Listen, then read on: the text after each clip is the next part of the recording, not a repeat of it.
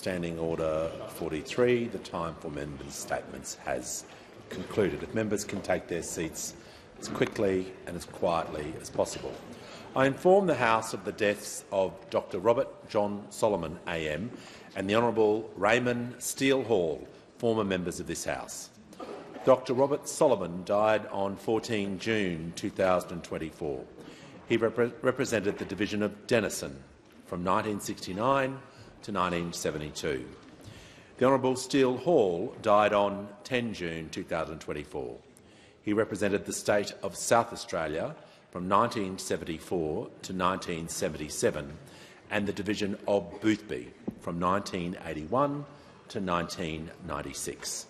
As a mark of respect to the memory of the deceased, I invite all present to rise in their places.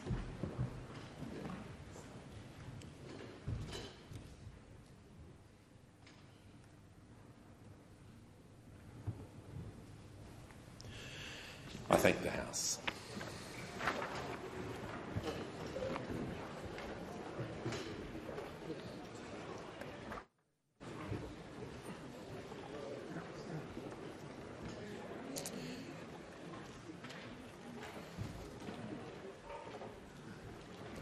I give the call to the Honourable the Prime Minister. Thanks, Mr Speaker. Mr Speaker, I move that the House record its deep regret at the death on 1 June 2024 of the Honourable Gary Roy Nairn AO, a former minister and member of this House for the division of Eden-Monaro from 1996 to 2007, place on record its appreciation of his meritorious public service and tender its sympathy to his family in their bereavement. Mr Speaker, Gary Nairn faithfully served his constituents, his nation and his party. As a member for Eden-Monaro, it was a service he rendered in so many capacities. He was an engaged advocate for his community, always ready to listen before he acted. Gary Nairn entered Parliament on the same day that I did, after the 1996 election, though it's fair to say he was riding a somewhat different political tide. Indeed, in his entire time in this place, Gary never knew a single day in opposition. As a member of the Howard government, his multitude of roles and responsibilities included Parliamentary Secretary to the Prime Minister and Special Minister of State. Informed by his deep interest in the environment and community resilience, he worked on water reform and chaired the inquiry into the devastating Canberra bushfires of 2003. Gary was the son of working-class parents, one of whom had the doors of opportunity opened to him by a Commonwealth scholarship that let him go to university to study surveying. This was his passport to the world, his work taking him to Europe, Alaska, Indonesia and Malaysia. Crucially, it also opened up Australia to him. It was in the Northern Territory that he became interested in politics, joining the Country Liberal Party and eventually becoming its president. He said those years taught him a lot about grassroots politics and people, and vitally, as he put it, about the need to stay part of the people if you want to remain successful in politics. That stood him in good stead when he came to represent the people of Eden-Monaro. As the current member, the Local Government and Regional Development Minister, can tell you, it is a truly vast electorate. Gary put in a lot of miles in his four-wheel drive. As one journalist who followed him in those years observed, he likes to hear problems firsthand. Then, a couple of weeks later, it's either fixed or it can't be. Just as he served his community before he entered Parliament, he kept serving long after he left. Among his roles were Director of the Biodiversity and Conservation Trust of New South Wales and Chair of the Mulloon Institute for Sustainable Farming. He chaired the Duke of Edinburgh's Award in Australia and was Strategic Advisor for Monaro Early Intervention Services, a not-for-profit helping children with disabilities. Over and over, Gary made a real difference in his life. On behalf of the government, I extend my deep condolences to his wife Rose and daughter Deborah, who have joined us here today, and to his son Ben and his grandchildren, as well as to his friends, his former staff, and to his broader family in the Liberal Party. In the entire time that I served with Gary, in this place. He was nothing other than courteous and absolutely committed to making a positive difference, and he had the respect of people right across this chamber and right across the parliament. After a lifetime of decency, service and devotion, may Gary rest in peace. Move the call to the Honourable the Leader of the Opposition. Thank you very much, Mr Speaker. Well, I thank the Prime Minister for his very warm words. I join him in celebrating and honouring the life of Gary Nann AO. Gary was one of life's great gentlemen, as the Prime Minister pointed out. He was always affable and worked very closely with his colleagues. All of us had a great deal of respect for him. In many ways, Gary was destined to serve in the Howard government because he was a battler who understood battlers and wanted to make life better for Australians who had been forgotten as part of that battling class. Born into a hard-working but struggling Sydney family, Gary admitted that he learnt a valuable lesson early in life. He said, "You do not get something unless you work for it." And work, Gary most certainly did. He worked as a storeman and packer in the wool stores as a teenager. He worked at his studies and earned a Commonwealth scholarship that helped him pay for university. He worked as a graduate surveyor before working to establish his own private practice, which grew from 2 to 20 staff. Gary's role as a surveyor took him across Australia and indeed around the world. That profession undoubtedly forged the future parliamentarian in the man. For while surveying the land, Gary was also observing people. His interactions with them reinforced his own understanding of the motivations and aspirations at the heart of the human experience. Surveying became a springboard into local politics.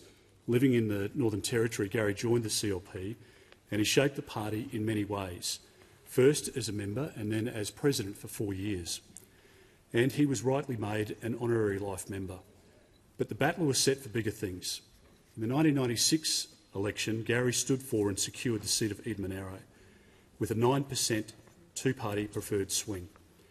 Testimony to his character, his convictions and his connection with and commitment to his constituents, Gary would go on to hold one of the toughest bellwether seats in Australia for 3 subsequent elections.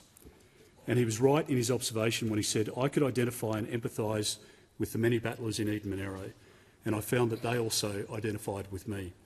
He was a true Liberal. Gary saw the value in individualism, in enterprise and in the family unit. He was a champion of small businesses, which he saw as the lifeblood of rural and regional Australia.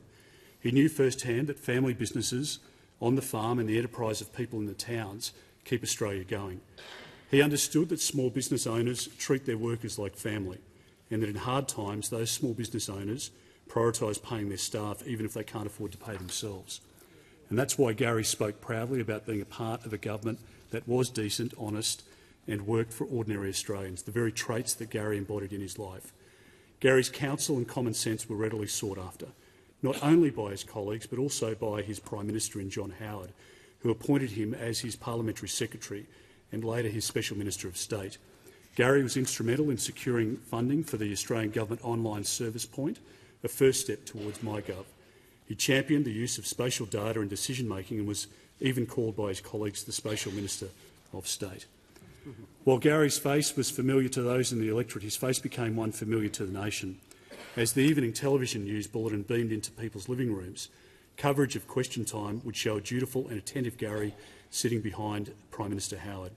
Following his more than 11 years of service to the people of Eden Monaro, Gary did not seek a quiet life. Instead, he threw himself into noble causes. He chaired the Duke of Edinburgh's International Award in Australia and the advisory board of the Centre for Spatial Data Infrastructure and Land Administration. He supported sustainable farming as a director of the Malone Institute, and he provided his time to several charities which helped Australians, especially children with disabilities or those suffering from cancer. A dependable and duty-driven man, Gary served his country, his constituents and the Liberal Party with utmost distinction. His contributions to public life were acknowledged in 2015 with the appointment as an Officer of the Order of Australia.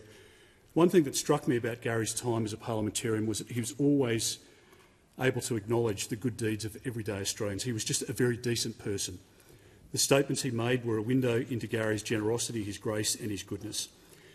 Indeed, he took time to praise Charlie Sanderson, a retiring police officer who in his 31-year career led the rescue operation following the 1997 Thredbo landslide.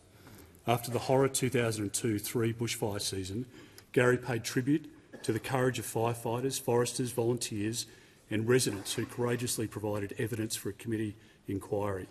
In 1999, Gary honoured the members of the Australian fly fishing team whose World Championship title had sadly gone relatively unnoticed.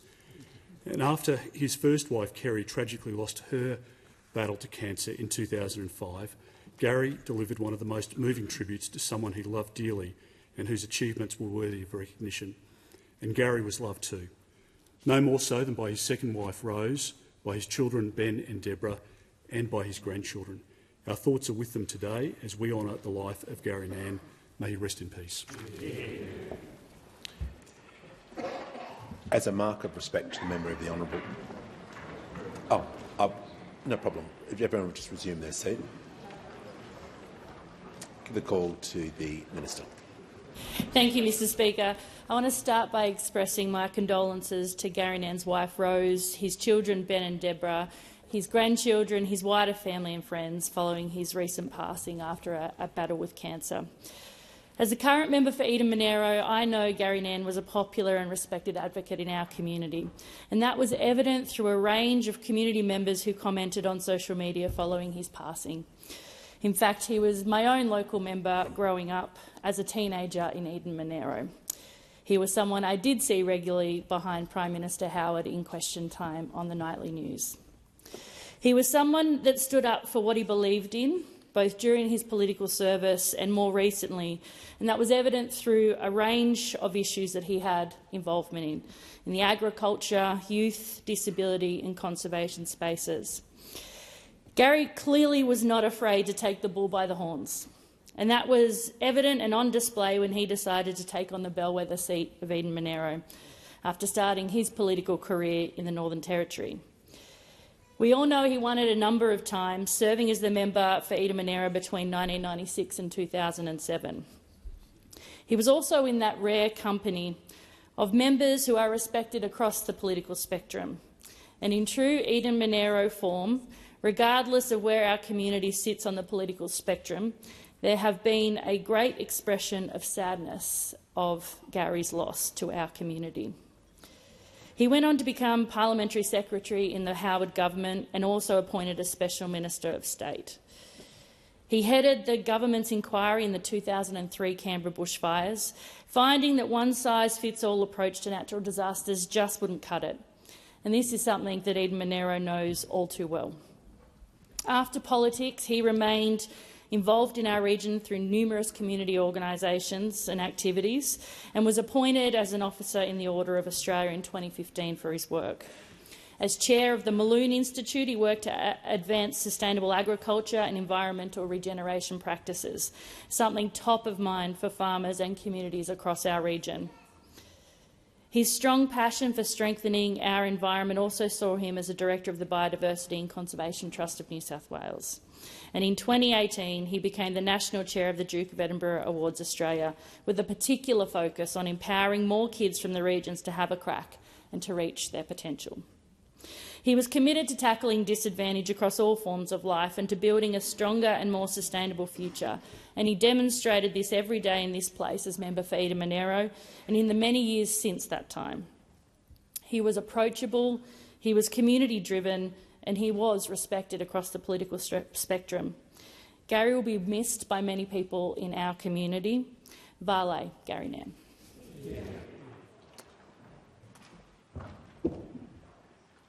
I give the call to the Honourable the Deputy Leader of the Opposition. Thank you, Mr Speaker, and it's an honour today to join the tributes to an extraordinary Australian, Gary Nairn AO, someone I served with in the Federal Parliament and who I remember with great warmth and affection, as I know many here and many who are no longer here will definitely give testament to. Gary's passing leaves a profound impact on our nation, and I'm honoured as a regional Liberal to commemorate his remarkable life and legacy. Gary Nairn was a true statesman, a devoted public servant and a champion of his community. His unwavering dedication to our country, his unrelenting optimism and his unshakable integrity inspired countless lives, including my own.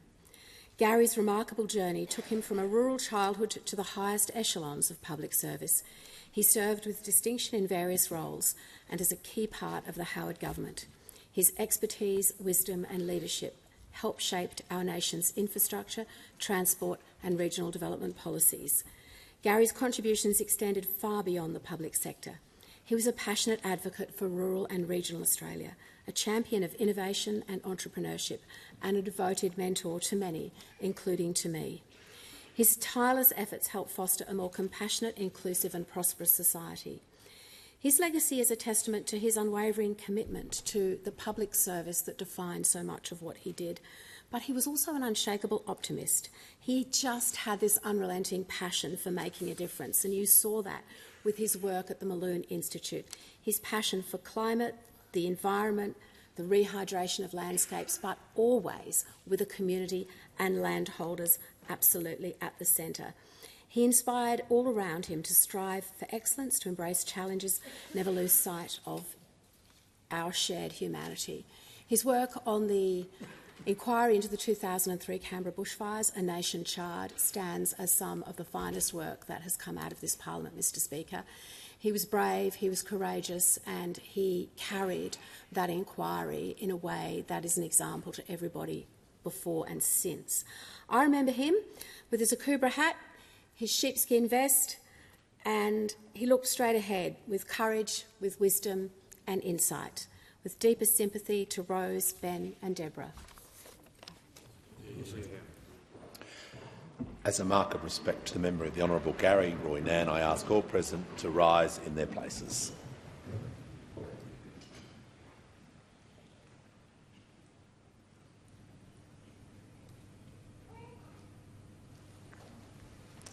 I thank the House. The call to the Leader of the House. I'll move that the debate be adjourned. The question is that the debate be adjourned and that the resumption of the debate be made an order of the day for the next sitting. Put the question. Those opinions say aye. Against no. I think the ayes have it. I call the Leader of the House. I declare that the resumption of debate on the Prime Minister's motion of condolence in connection with the death of the Honourable Gary Roy Nann is referred to the Federation Chamber. We shall move to questions without notice and give the call to the Honourable, the Leader of the Opposition. Thank you very much, Mr Speaker. My question is to the Prime Minister. Prime Minister, what is the total cost of the government's energy plan and what will the capacity investment scheme cost taxpayers? Order. Order. Members on my right will cease interjecting before the Prime Minister begins his answer. Order. The member for Bennelong will cease interjecting. Give the call. The member for Bruce will leave the chamber under 94A. We're not off to a good start. Every time before a minister will answer the question, including the Prime Minister, there will be silence. Give the call to the Prime Minister. Thanks very much, Mr Speaker. Well, you've got to hand it to the Leader of the Opposition. At a time when the rest of us are working to get power bills down, he's picked the one option guaranteed to push power prices up. Order. Push power prices up. The economics of nuclear do not stack up. That doesn't worry those opposite. They spent a decade in power without a single surplus and then left Australia with $1 trillion of debt. Order. But the Leader of the Opposition is offering a blank piece of paper, demanding a blank cheque to pay for it. Demanding a blank cheque. 3 days of questions. Order. The Prime Minister will pause. The Leader of the Opposition will raise his point of order. Mr Speaker, the question was very tight, deliberately so. Under the standing orders, if the Prime Minister doesn't know the answer, he could take it on notice. He could come back and provide advice. But I seek your ruling in relation to relevance as to whether the Prime Minister is being relevant to the very tight question he was asked, which was, what is the total system cost of the government's energy plan and what will the capacity investment scheme cost taxpayers? Yeah, the Prime Minister has had about 45 seconds of a preamble, but he's not entitled to base his answer just about the opposition's policy because that was order. I don't need sound effects. The Prime Minister is going to have to return to the government's energy policy, not just talk about the opposition's policies. Speaker, We do have a plan on this side of the House. It's a plan that's been legislated. A plan for net zero by 2050. A plan for a 43% reduction by 2030. The capacity investment scheme to drive investment in renewables. The safeguard mechanism that was thought of by former Minister Greg Hunt, but which we have legislated as well. And the reason why we have done that is because we know that the cheapest form of new energy is renewables. And Mr. Speaker, Australia is home to some of the greatest sources of renewable energy in the world. Sunshine, wind, the Leader of the Nationals, the and the Leader of the Opposition's anger and negativity. A great source of renewable energy, Mr. Speaker, that has no end, that's used every single day. We saw it when last week he made an announcement, and then 3 days later he just gave a speech to the Liberal Party Council full of abuse. Order. The Prime Minister will pause. We're going to hear the Minister for Infrastructure will cease interjecting. We'll hear from the Manager of Opposition Business.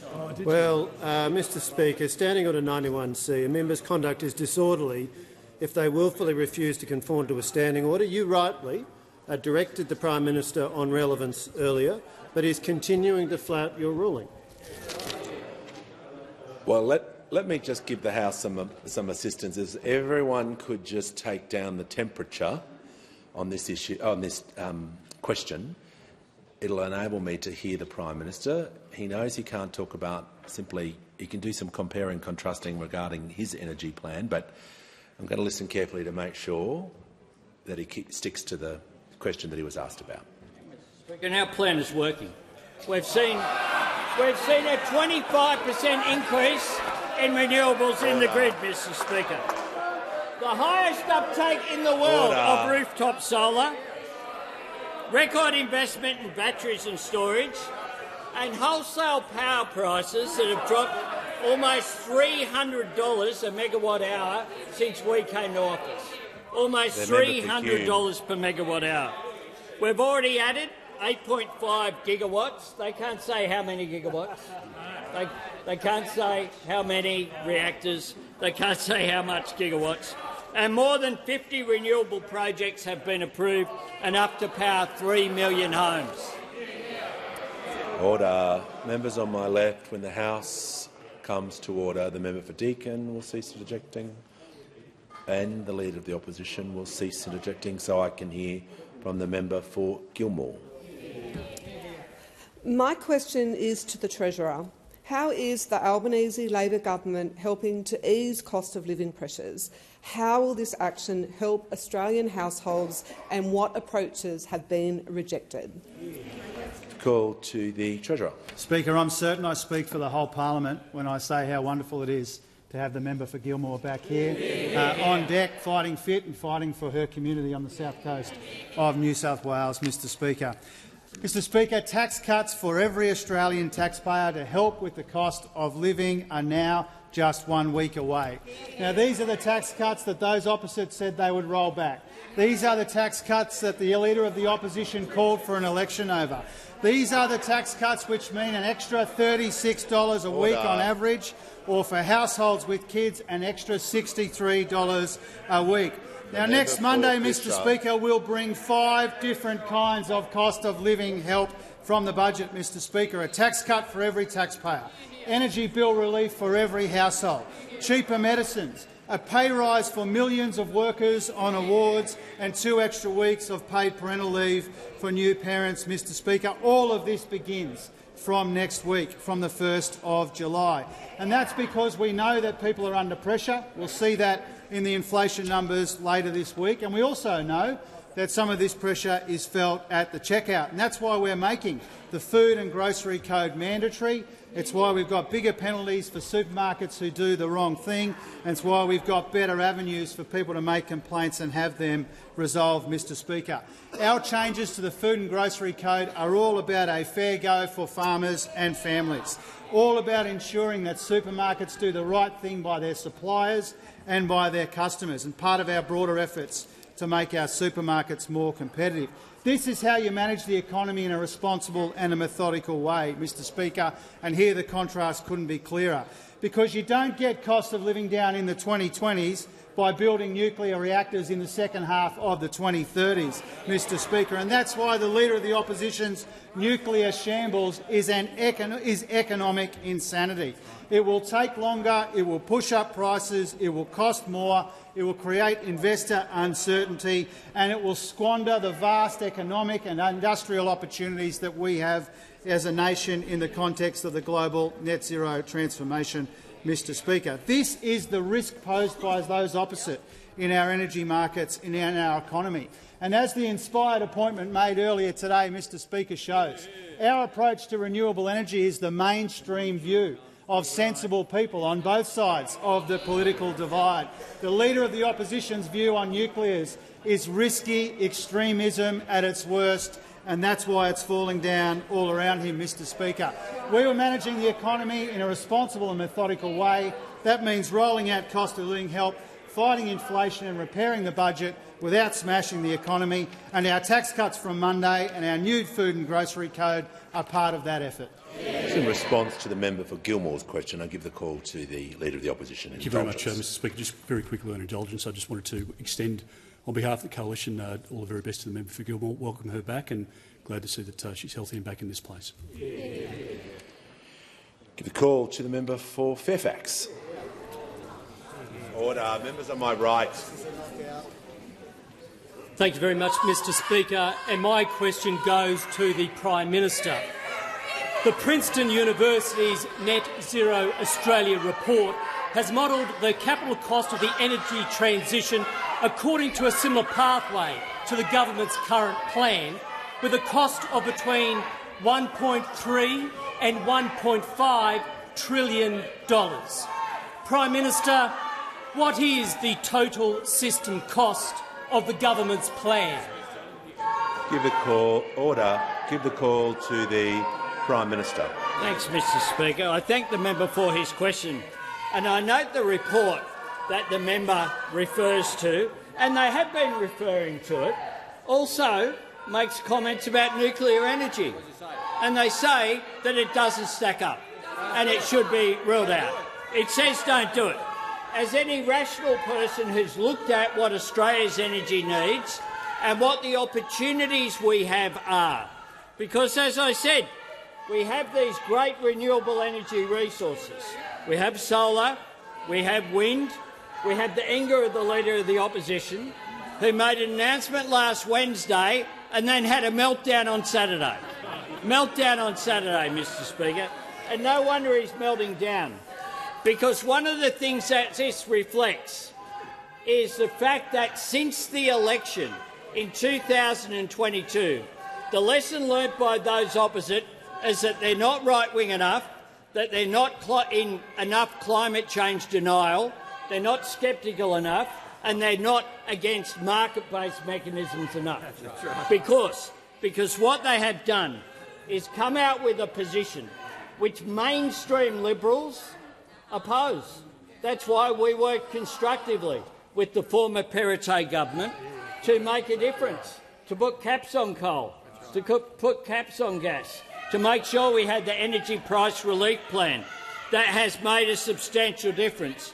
And, Mr Speaker, in 1 week's time, Australians will benefit, every household, from $300 off their energy bills. What those opposite want to do is to do nothing until 2040 and then have higher enerry bills. Order. And here's what the Australian energy market operator said the Prime Minister will had to pause. say about costs. Prime Minister will pause. The member for Fairfax is seeking the call on a point of order.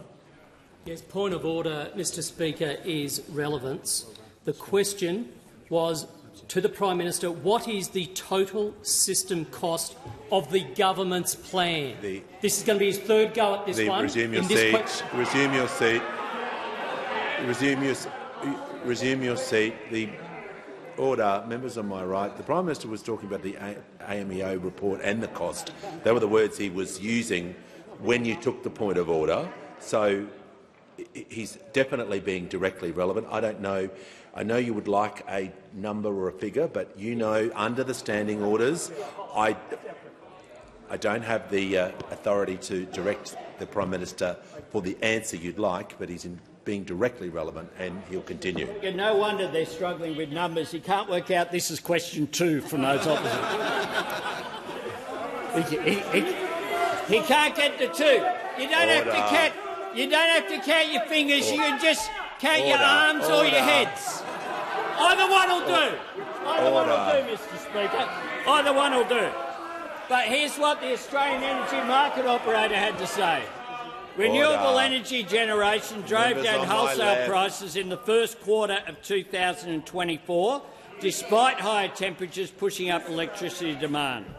We are increasingly seeing renewable energy records being set, which is a good thing for Australian consumers, as it is key in driving prices down.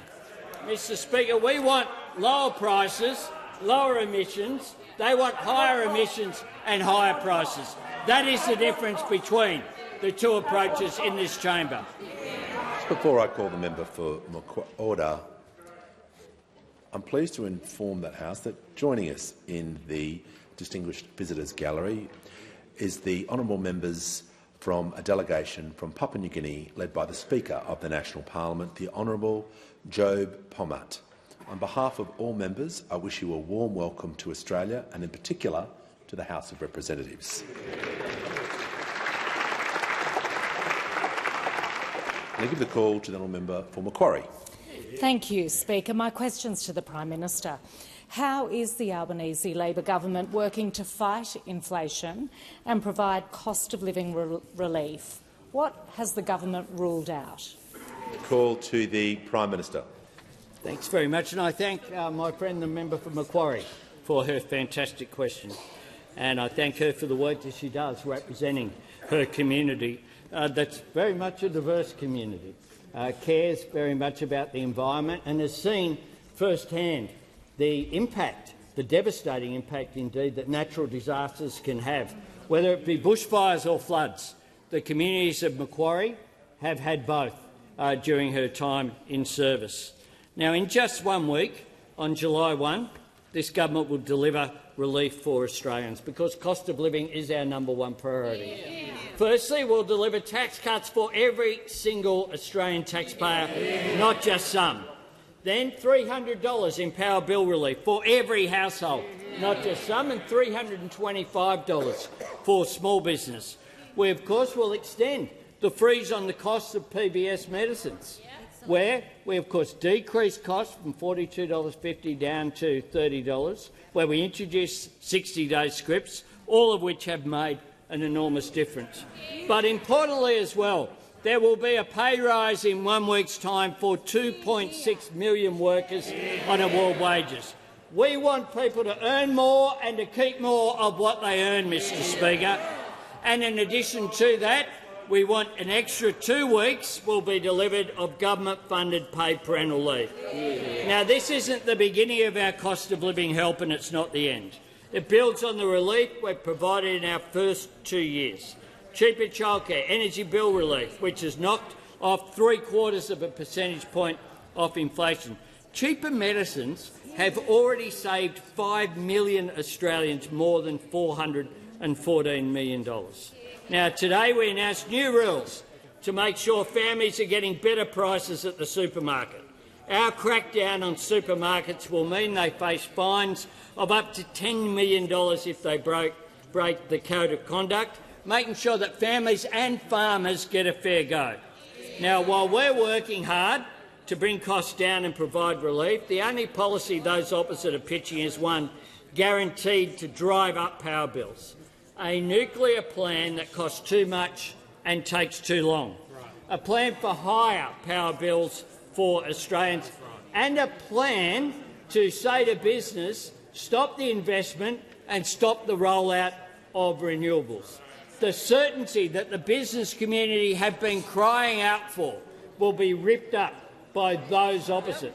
The certainty that they need to invest in the infrastructure that will make a difference in driving down emissions and driving down power bills. Those opposite, no wonder they're hiding the costs, because they simply have no answers. Order.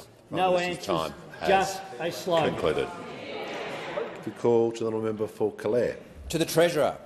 Many residents in our electorates of Calare, Kennedy and in towns and cities across our great country hold real fears that the use of cash in Australia is being phased out and will soon disappear. Will the government support my Keeping Cash Transactions in Australia bill and keep cash king in our nation? Give the call to the Treasurer. Thank you, Mr Speaker. I wanted to acknowledge the efforts of the member for Calare in this regard and to thank him for the discussion that we had last time Parliament sat about some of these important issues. Look, we do recognise as a government that many Australians prefer to use cash, and that there have also been substantial shifts in consumer demand over time in how people access cash and how they use banking services. When I released the changes that we're proposing to the payment system, I went out of my way to ensure that people knew that we believe that there is a future for cash in our economy. Even as, over a long period of time, cheques will phase out and all of the rest of it, we acknowledged very explicitly, the Prime Minister and I have acknowledged subsequently, that there is a role for cash in our economy. And I know that this is especially a concern in regional communities like the one that the member for Calare represents, and also, in my experience, often amongst older Australians who become used to using cash over a long period of time. Our focus in the last little while has been working with the banks and with the private sector providers, the supermarkets and with Australia Post and others to make sure that we can continue to keep cash circulating in our economy. The Prime Minister's been engaged, as have I, as has the Assistant Treasurer and others been engaged in this really important question. And in that regard, I wanted to acknowledge and welcome the announcement by the Australian Banking Association, the major banks, the retailers, that they've reached a 12-month agreement with Armaguard for a financial contribution to its cash-in-transit business. This is a good outcome. It's a good thing for Australia while we work out some of these important structural issues in the market. I know that that agreement is subject to approval by the ACCC, but on the face of it, I wanted to take the opportunity to welcome it. So, first step is the Treasurer will pause, and I'll hear from the member for Calare. Relevance, Mr Speaker. The question concluded with, will the government support the bill? That is not a point of order. I know that is the question, but under the standing orders, just as we just had with the opposition question, a simple yes-no will figure. I'm not compelled under the standing orders to ensure that the minister is answering it how you would like, but under the standing orders it's being directly relevant. So the Treasurer is being directly relevant, and he has the call. Yeah, thanks, Mr Speaker. Well, I see these three parts of my answer as equally important. First of all, there is a future for cash in our economy. Second of all, we put a lot of effort to ensuring that cash can continue to circulate in our whole country and not just parts of our country. And as I indicated to the member for Calare privately and happy to share publicly, we are prepared to consider the proposal that he's put forward in his bill. I indicated to him some level of caution and concern about big penalties for small businesses who are already under a substantial amount of pressure. But as always, with crossbench members in good faith, we see what we can do to accommodate the views that are put to us in a considered way, as your bill has been put forward in a considered way, and I look forward to working with him on it.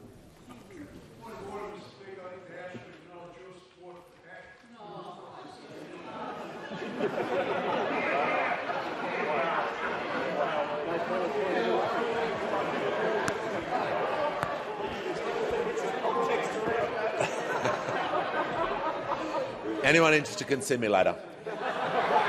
Order. I give the call to the member for Higgins. Thank you, Mr Speaker. My question is to the Minister for Climate Change and Energy. What is the Albanese Labor government's approach to lowering energy bills after a decade of failed policies?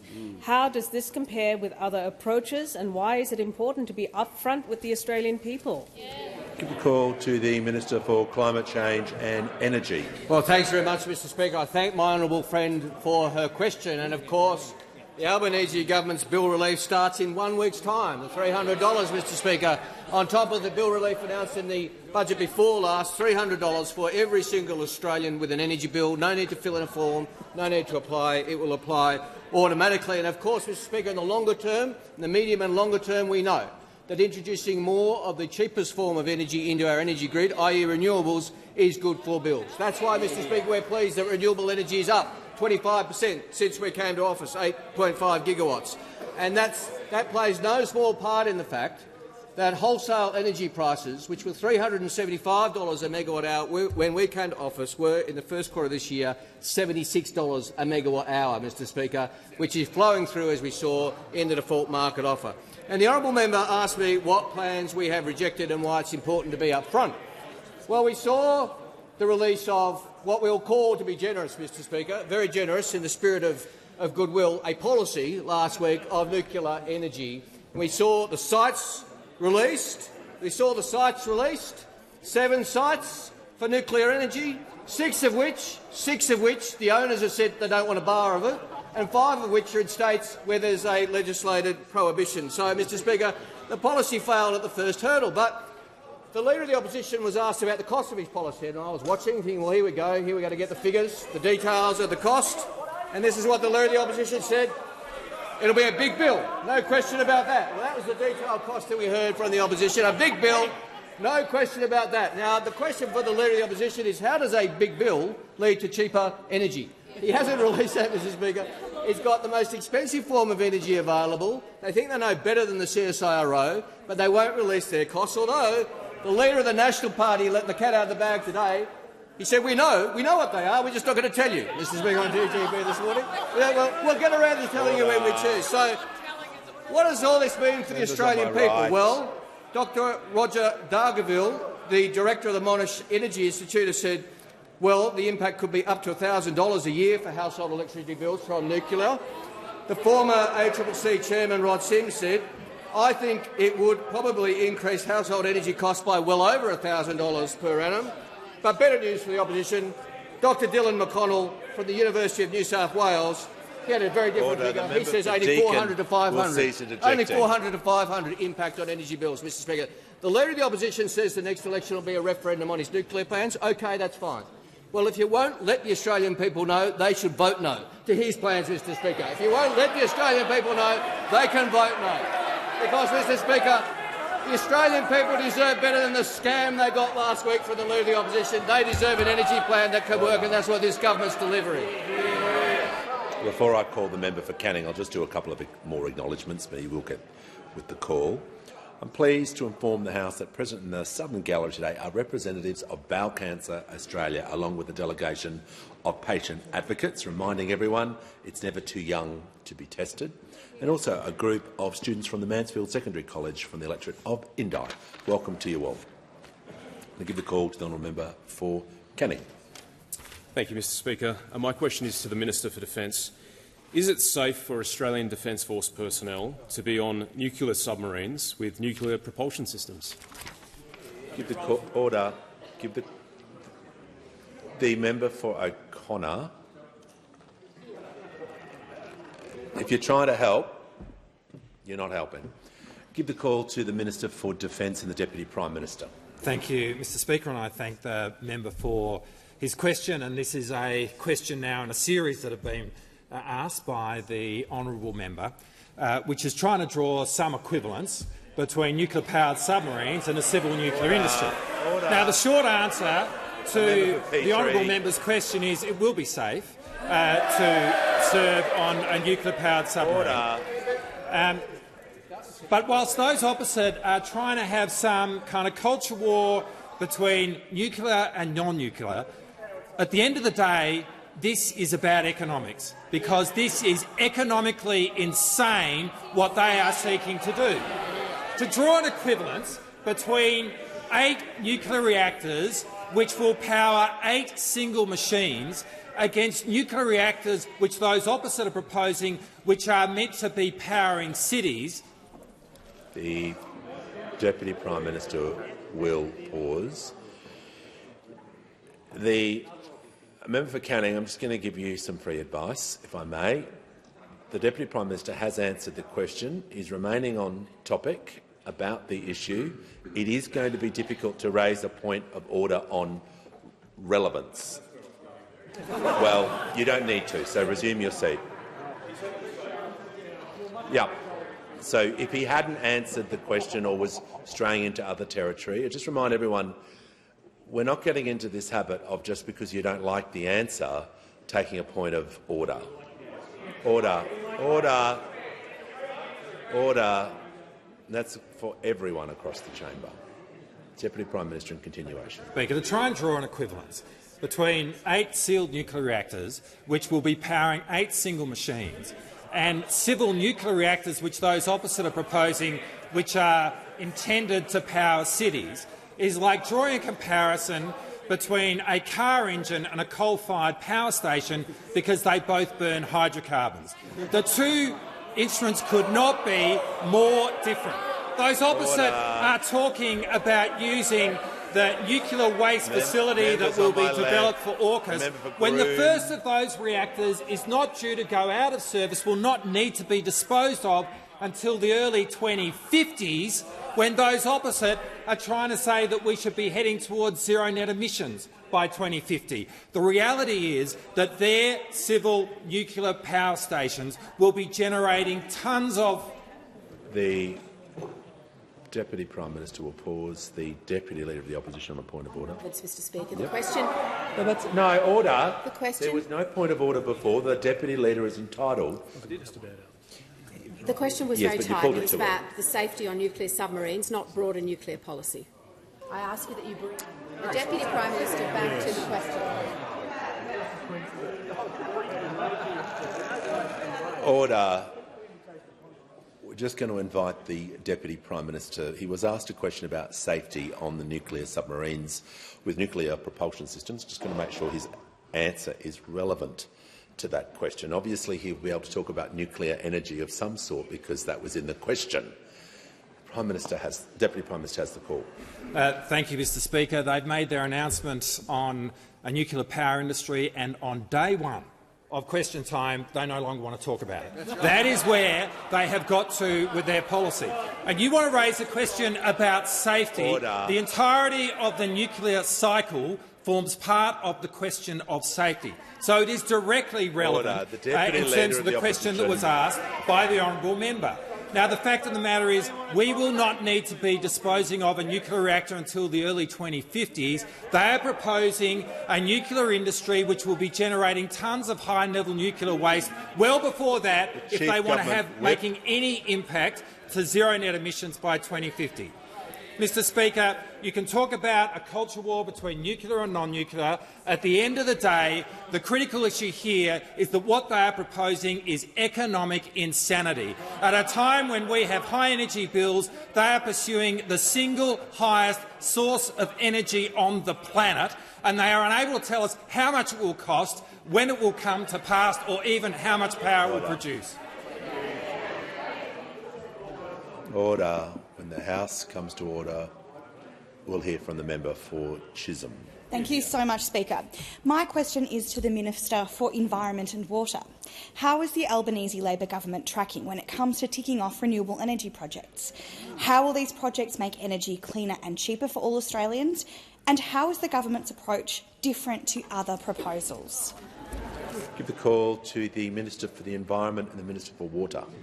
Thank you so much, Mr. Speaker, and I want to thank the member for Chisholm for her question. I know that she and her constituents, like most Australians, are great supporters of renewable energy, and that's because the energy transition is real and it's happening already. We've already seen a 25% increase in renewable energy in our power grid, and that's because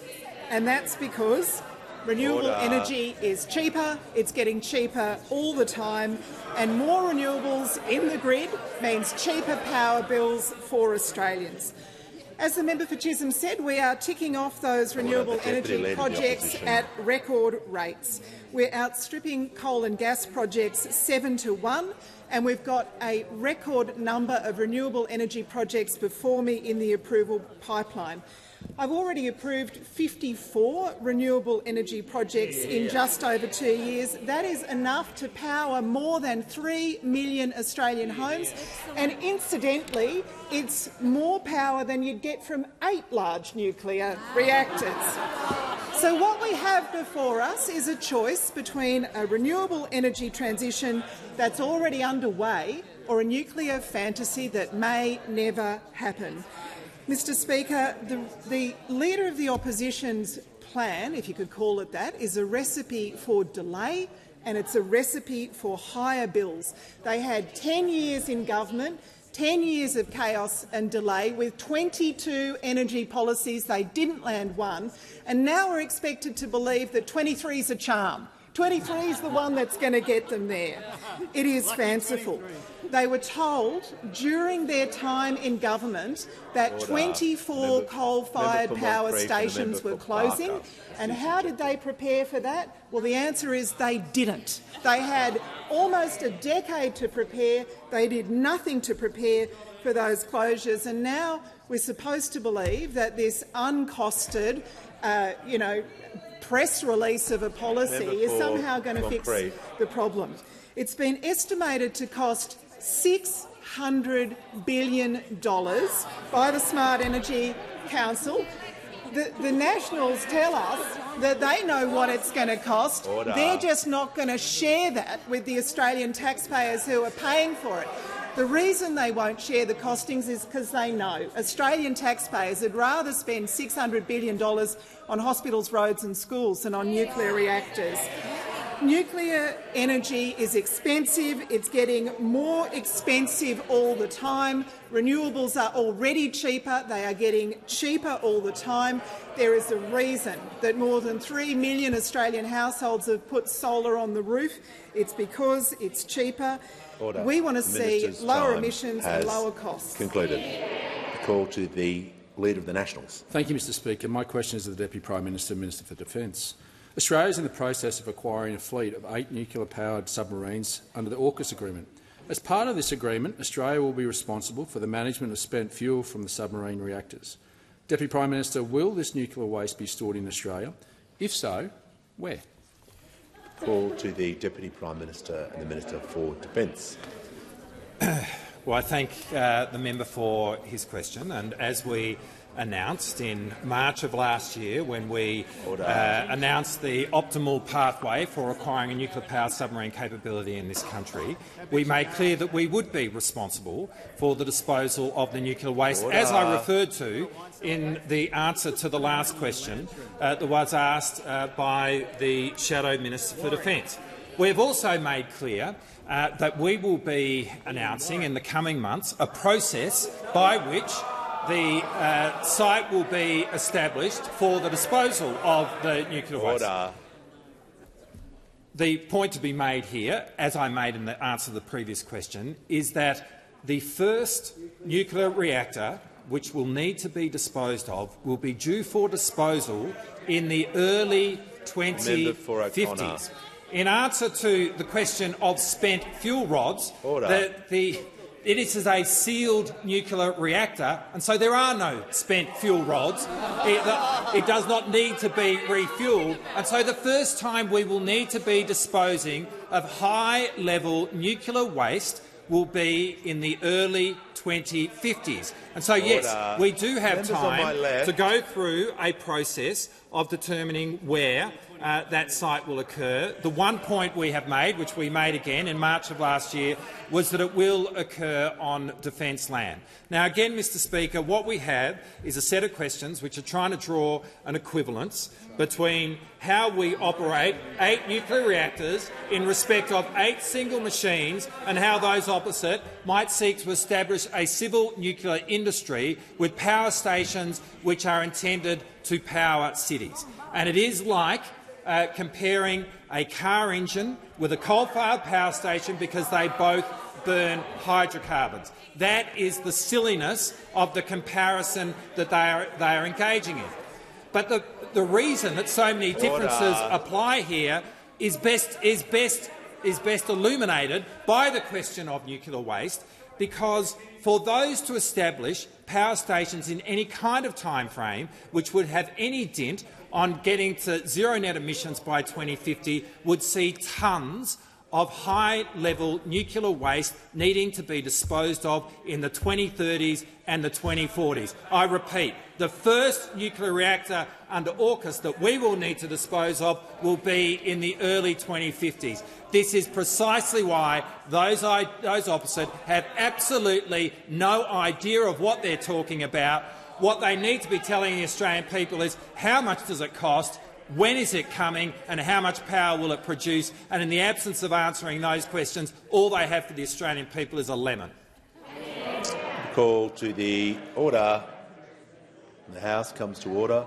I'll hear from the honourable member for Blair. My question, Speaker, is to the Minister for Employment and Workplace Relations. After a decade of wages being kept deliberately low, how is the Albanese Labor government easing cost-of-living pressures by helping people to earn more and keep more of what they earn? Call to the Minister for Employment, Workplace Relations and Minister for the Arts. Thanks very much, Speaker. And I want to thank the member for Blair for the question and also thank him for the opportunity in his electorate during the break to meet with workers at Good Start, early childhood education workers, all of whom were aware that two things are about to happen and now they're only 7 days away, which is people are going to be earning more and keeping more of what they earn. Because they had a government that wanted them to earn more and keep more than what they earn, when those opposite were voting against the changes to the law for people to earn more and were complaining about the changes to the law for people to get tax cuts. 7 days' time. For people on minimum wages and awards, 2.6 million of them get a pay rise, energy bill relief for every household and a tax cut for every taxpayer. Now, people should have a look at their pay slip, the last one they get for this month. A lot of people will have one that goes across both financial years, and so it'll be the one after that, which probably for August for some people or late July, where there will be a substantial difference on what goes into people's bank accounts. That difference, if you're a minimum wage earner, the combination of the tax cut and the pay rise means that $38 more as a full-timer will be going into your bank account every week. If you're a cleaner or a retail worker, $40 more will be going into your bank account every week because of the pay rise coupled with the tax cut. For registered nurses and aged care workers, into their bank account, because of the tax cut combined with the pay rises, $50 a week extra going into their pay packets. This is how you help people with cost of living, not by pushing up energy prices with expensive nuclear reactors. Order. You actually back people's wages. You take action where you can on doing something about different prices, but the last thing you do is push energy prices up with expensive nuclear reactors. It's not just workers on minimum wages and awards who benefit. Under this government, because of changes made to the law, under the Albanese Labor government, there are 360,000 extra workers on enterprise agreements. Take workers at Linfox and Toll Global Express. Now, almost 10,000 truck drivers there and other transport workers, their pay rise also comes through on the same day that the tax cut comes through. A standard rate of pay for a driver there is about $85,000 a year. They'll be getting $75 a week more into their bank account every week. When people are under pressure, they need a government that will back them to get pay rises and that will take action on prices that doesn't push them further up, which is exactly what expensive nuclear reactors do. Call to the Honourable the Leader of the Opposition. Thank you very much, Mr Speaker. My question is to the Deputy Prime Minister, and I refer to the Deputy Prime Minister's earlier answer and confirmation that waste from the nuclear propulsion system will be stored on the submarine in the reactor for many years. Can the Minister confirm, can the Deputy Prime Minister confirm that it is safe for the sailors, for the submariners, to be in that environment? Order. Order. Order. The Minister for Home Affairs and the Minister for Infrastructure. The Minister for Infrastructure and Transport, if she continues to interrupt, will be warned. Just want the House to come to order. The Leader of the Opposition was heard in silence. This continual interjecting on my right has to stop, otherwise I'll be issuing a general warning to members on my right. Deputy Prime Minister has the call. Thank you, Mr Speaker, and I thank the Leader of the Opposition for his question and for his benefit. I'll try and take this slowly. There is 8 sealed nuclear reactors which are going to be utilised for the nuclear-powered submarines that the Navy will operate. What a sealed nuclear reactor means is that for the life of the reactor it does not need to be refuelled, and so it exists within the reactor. When the reactor is disposed of is the first moment that there is a need to dispose of high-level nuclear waste.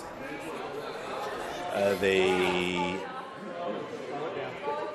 order. The Minister for Home Affairs, the member for Robertson will see introducing. The Leader of the Opposition on point of order.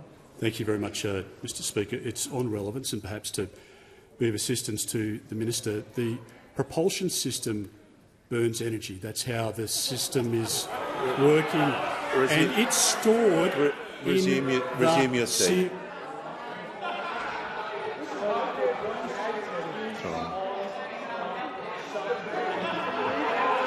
Resume your seat. Yeah. You don't have the call. The microphone's not on. Order. Order. Just the Leader of the Opposition is getting into the habit of abusing the standing orders. There's not an excuse to get up and just give a statement. He knows that. Out of the respect I have for his office, order, and it is not in order to raise other material. Look, it's going to be really simple. If this behaviour continues, I don't have to take points of order, as other speakers have done, and if people abuse the standing orders, they'll immediately leave. So just setting for the next 2 weeks how things are going to roll. So the Deputy Prime Minister has the call. Thank you, Mr Speaker. Well, actually, it doesn't burn any fuel. Because burning is oxidisation, which is what happens in an internal combustion engine, which is exactly what happens when you use hydrocarbons. What this is a nuclear reaction which gives rise to power. Order. So that is actually what happens inside the sealed nuclear reactor. The point is that the waste that will need to be disposed of was there to be disposed of when that reactor has reached its end of life, and that is in the early 2050s. But, Mr Speaker, the point is this.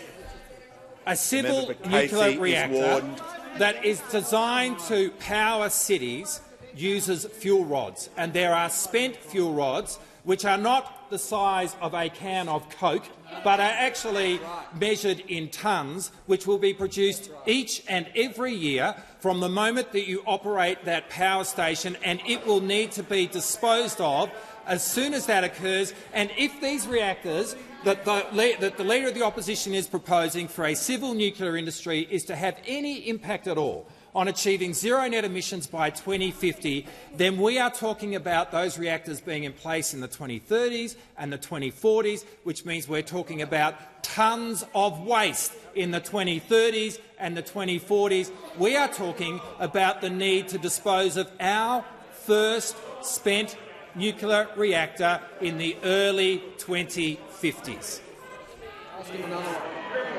Order. Members on my right will cease interjecting. The Minister for Regional Development is now warned. This free-for-all on day one is not acceptable. Members on my right need to show some more restraint so I can hear. The member for Bendigo has been on her feet and she deserves to be heard in silence. She has the call. Thank you, Speaker. My question is to the Minister for Early Childhood Education. How is the Albanese Labor government providing cost-of-living relief for early childhood education and care workers who play a crucial role in the care for and educating of our youngest Australians? Give the call to the Minister for Early Childhood Education and the Minister Thank you for very Youth. much, Mr Speaker, and I do thank the member for Bendigo for her question and for her continued and ongoing advocacy for early childhood workers in her electorate of Bendigo. Now, Mr Speaker, Labor knows that people are under pressure and are doing it tough, and that's why our number one priority is delivering real cost of living relief for Australians without adding to inflation. This is not just something that we say, Mr Speaker. We've already delivered affordable early learning for more than 1 million families across the nation. And we're ensuring that early childhood workers can earn more and keep more of what they earn.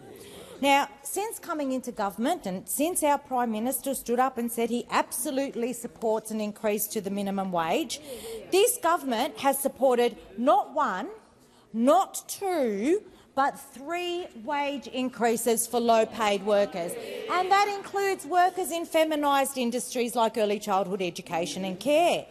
And the latest increase from the annual wage review will see 2.6 million workers right across Australia better off. Early childhood workers who do really highly skilled and important work, as everybody here I'm sure knows, will receive a 3.75% pay rise from next week. Because, Mr Speaker, on this side of the chamber, we see decent wages as part of the solution to the cost of living challenge, not part of the problem. Now, from next week, we're also delivering a tax cut for every single Australian taxpayer. Now, what does that mean for an early childhood educator? Labor's tax cuts, along with the wage increases, mean this. They mean an extra $109 per week back into their pockets. We know that's going to make a huge difference to them, Mr Speaker. But we also know that that's how you deliver cost of living relief. That's how you do it. That's how you deliver cost of living relief, not by pushing up power prices with nuclear reactors. And we know that what we've done is making a real difference, but we know there's more to be done. And I'm proud to say that this government has made an historic commitment to contribute funding towards a wage increase for early childhood workers. Because properly valuing our early childhood education workers means that we can retain and attract the workforce that we need to deliver our vision for a universal early childhood education and care sector. And let me be very clear here, Mr Speaker. Only Labor have a vision for early childhood education and care, one that's good for parents, one that's good for children and good for our economy. Give the call to the honourable member for North Sydney. Thank you, Mr Speaker. My question is to the Prime Minister. Prime Minister, my community of North Sydney believes that our current housing and homelessness crisis is exacerbated by a lack of long-term leadership, thinking, commitment and ambition. They also believe that access to housing is a fundamental human right. Prime Minister, do you believe that access to housing is a fundamental human right?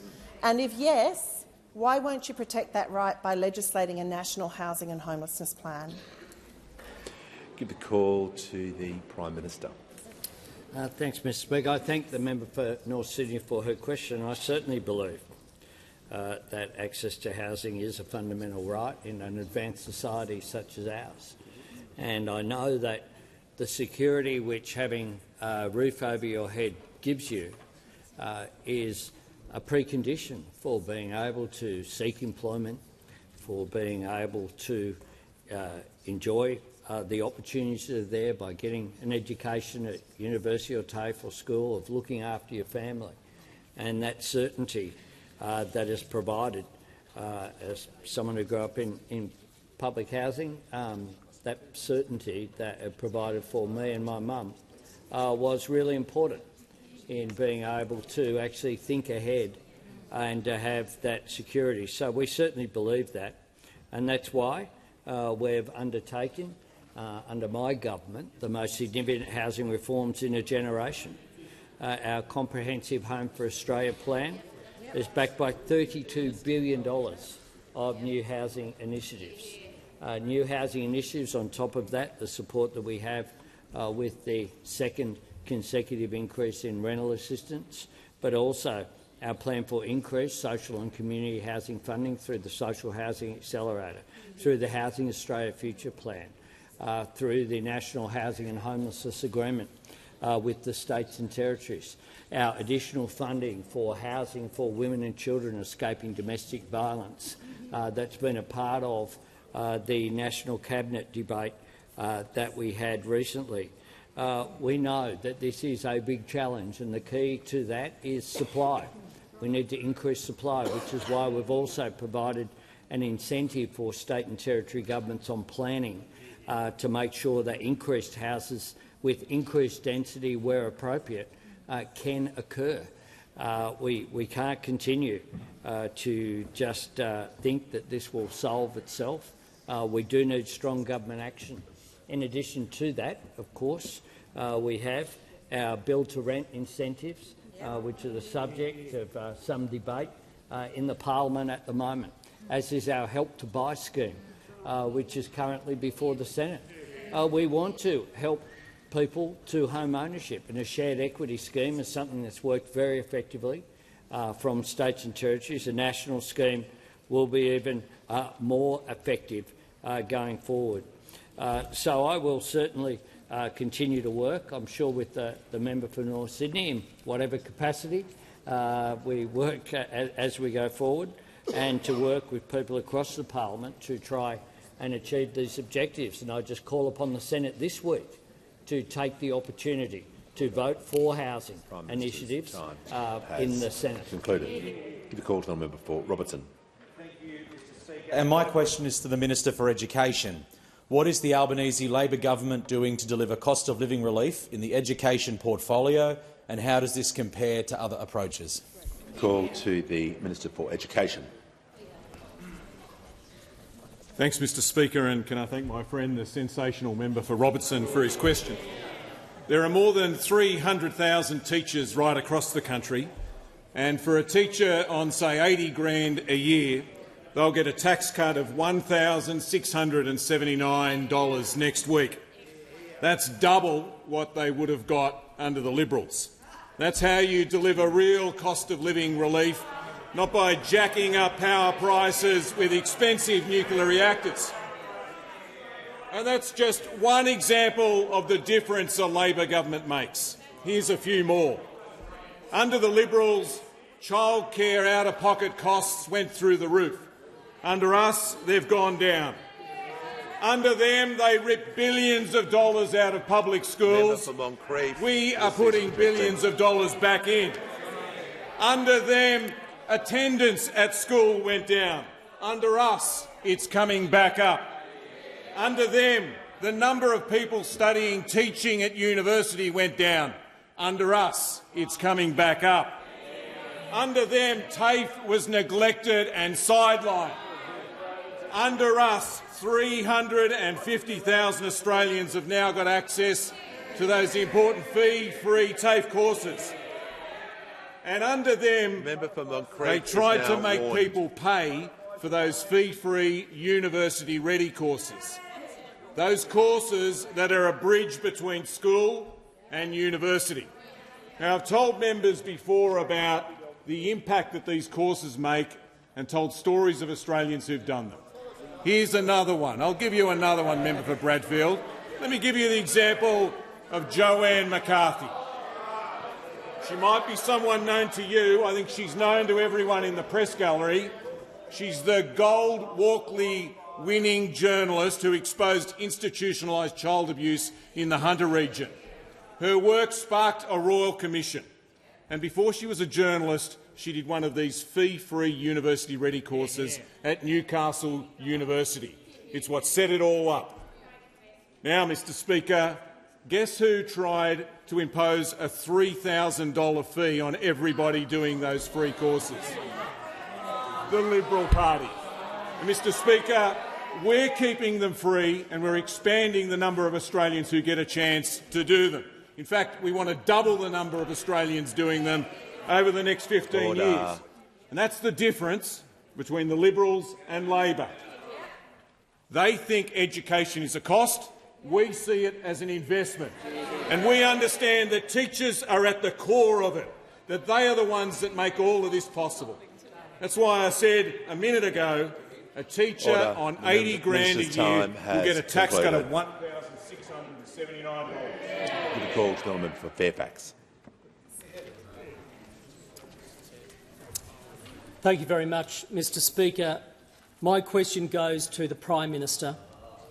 When does the government expect green hydrogen to be commercially viable? Call to the Prime Minister. Thank you very much, Mr Speaker. Well, one of the things about green hydrogen is that the world is looking to the opportunity that will come from the creation of green hydrogen. And the great advantages that we have compared with countries like Japan and Korea is space. So we can create, through having large-scale solar and wind projects that can create— Order. The Leader of the Opposition will cease interjecting. Order. Members on my Members on my left. The Leader of the Opposition— Horse is off and running, Mr Speaker. The Prime Minister will just pause a sec. There's far too much noise. This continual noise is too much. A general warning is now issued, so that means if anyone interjects, they will just leave immediately. The Prime Minister will be heard in silence, just as the questioner was given the respect of being heard in silence. Here's the call. Thanks very much, Mr Speaker. So the world is looking towards green hydrogen as making a major contribution to the shift towards net zero by 2050, whether it be in Asia or in Germany with the agreements that we've signed in cooperation and research, whether it be the investment where investors are queuing up to invest here in Australia, to invest their own money, Mr Speaker, not taxpayers' money. So one of the things that we're talking about— Order. Members on my left. The member for O'Connor is now warned. One of the things we're talking about with green hydrogen, as opposed to their nuclear reactor plan, is private sector investment. That's right. And one of the things that we've done with our support that was announced in the budget for green hydrogen and critical minerals is because of the way that it's designed to reward success. That's right. Reward success. So it's only when it succeeds that there is taxpayer incentive for private sector investment. And that draws a big contrast, Mr Speaker. Order. The member for Moreton. The member for Fairfax on a point of order. Thank you very much, Mr Speaker. Purposely wrote this very tightly. And I'll repeat it. It's on relevance. Yeah. When does the government expect green hydrogen to be commercially viable? Resume your seat. Resume your seat. Yeah. Just as we've had through the course of question time, you would like a date and an exact time and an answer. But under the déjà vu, under the standing orders, there's no compulsion for me to, under the standing orders, or ability to get the Minister or the Prime Minister to answer exactly the way he is talking about the topic. He is being directly relevant about order. The Leader of the Opposition. Oh, no, the member for Fairfax will leave the chamber under 94A. We're not.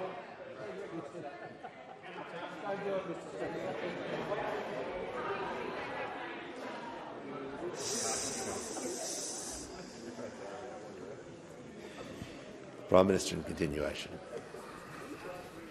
Thanks very much, Mr Speaker. One of the great distinctions now, and I didn't think when I first came to this place I'd say this, but this side of the House, the Labor Party, believe in working with the business community, believe in private sector investment. That side of the House have adopted Soviet tactics, Mr Speaker. They want a command economy. It's going to be all funded The loss will all be there. The taxpayer subsidies will all be there. We're centralised planning, Mr Speaker. Order. Which is why they hide the costs, because it simply doesn't stack up. There isn't a single investor, a single bank, a single financial institution, not even their mates, are queuing up to say, I've got some money for nuclear reactors. And that's because it doesn't stack up, which is why they are hiding the costs. Order. Order. The Minister for the National Disability Insurance Scheme is now warned. Member for Swan has the call.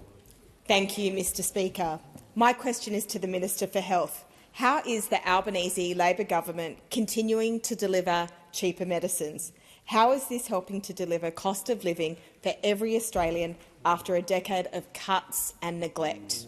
Call to the Minister for Health and Aged Care. Well, thank you, Mr Speaker. First, on indulgence, can I echo your welcome to delegates from Bowel Council Australia who've been here today talking to members across the chamber about their personal, powerful stories, and welcome them this afternoon. And I thank the member for Swan also for her question, because 2 years ago she promised her electors in the city of Perth a stronger Medicare. And over the last 2 years, Mr Speaker, we have been busy delivering on that promise through tripling the bulk billing incentive, which in just 7 months has delivered almost 2 million additional free visits to the doctor, Mr Speaker, through our network of urgent care clinics, which has already seen 450,000 patients, every single one of whom have been fully bulk billed, Mr Speaker, and through cheaper medicines.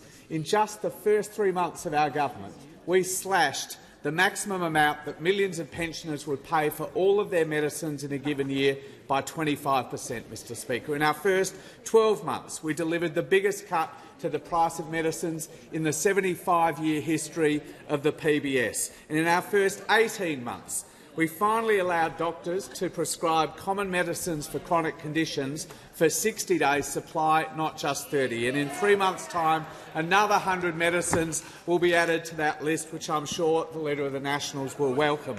And in our first 2 years, Mr Speaker, we've made more than 200 new or expanded listings to the PBS, giving Australian patients access to the best cutting-edge treatments available anywhere in the world at affordable PBS prices. Already, Mr Speaker, Australians have saved more than $400 million from these measures, delivering real help on cost of living. But we know that we can provide even more help, Mr Speaker, which is why in last month's budget this government introduced a freeze on medicine prices for up to 5 years, Mr Speaker, which will save patients another almost $500 million, Mr Speaker. Now, this cost of living relief would be important at any time, Mr Speaker, but as the member for Swan says, it is particularly important coming on the back of a decade of cuts and neglect to Medicare, which of course were kicked off by the Leader of the Opposition's famous horror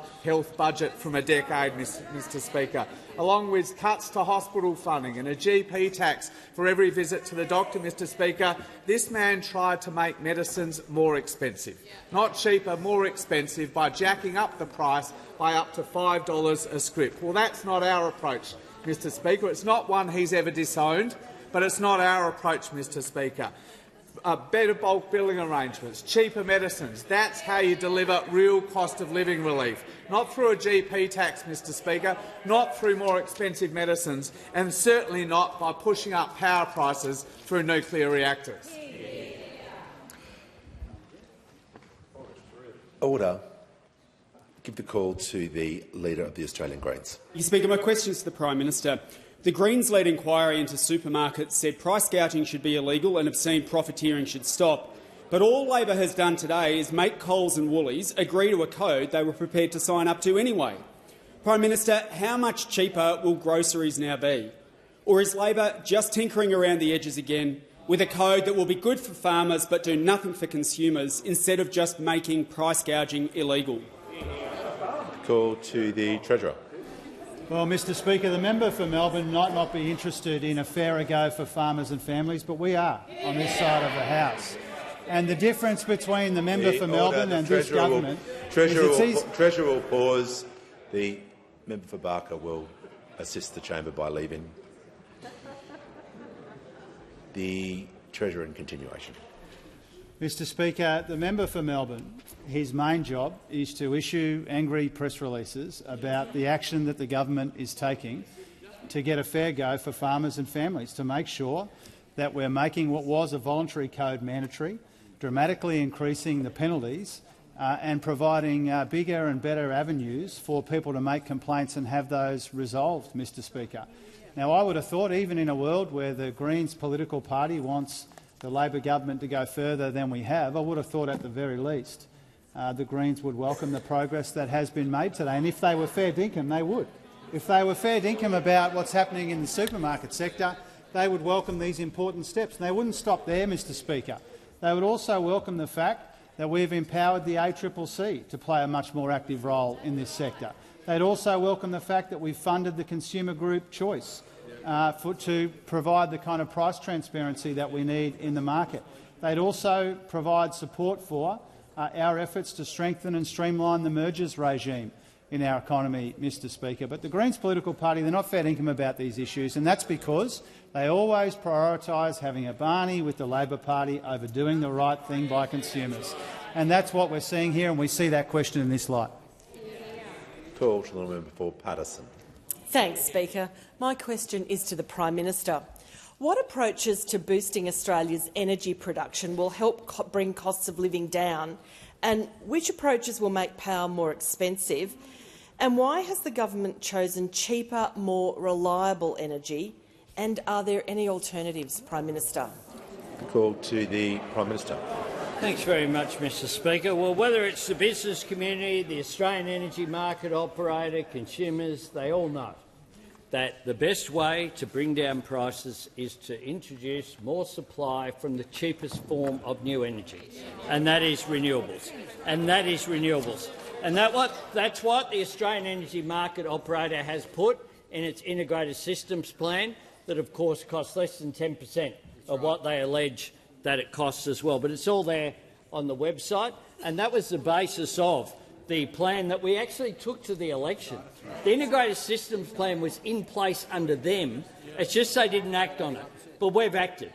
43% reduction by 2030, net zero by 2050, the safeguard mechanism, the capacity investment scheme, making sure that we provide appropriate support as well through programs like the Solar Sunshot program, the hydrogen program, the program for batteries as well. That will make a difference for jobs, but also make a difference in reducing energy prices. Now, people who have had a look at this know that that's the case. And that's why earlier today, with the Minister, I announced in a press conference with Matt Keane, who has taken up the position of Chair of the Climate Change Authority. This is a guy who was the New South Wales Treasurer. He was the New South Wales Treasurer and the New South Wales Energy Minister and Environment Minister in a coalition government. That lasted for 3 terms, Mr Speaker, for longer than the last coalition government did their opposite. At the same time as serious policies were being introduced, they had 22 policies and didn't land one of them. But none of the 22 had nuclear as part of the system. And indeed, even last year you had the Leader of the Opposition saying he was opposed to large reactors. He said this on the 2nd of March as a birthday present for me. He said this: "I don't support the establishment of big nuclear facilities here at all. I'm opposed to it." Not ancient history, Mr Speaker. Last year. And why? Because experts say it'll push up power bills by $1,000. It'll cost hundreds of billions of dollars, at least 8 times more than solar or wind. It will only deliver, according to Grattan, about 3.7% of the energy that we need. 6 of the 7 sites have said no.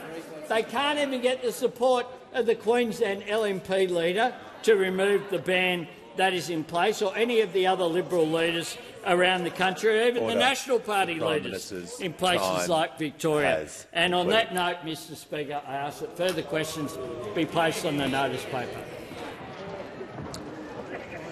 The member for Hinkler has indicated he is seeking the call. I seek leave to make a personal explanation. Do you claim to be misrepresented? Most grievously, Mr Speaker. You may proceed. Mr Speaker, on the 19th of June, that erstwhile publication, the Brisbane Times, reported a doorstop from what's soon to be the former Premier of Queensland, Stephen Miles.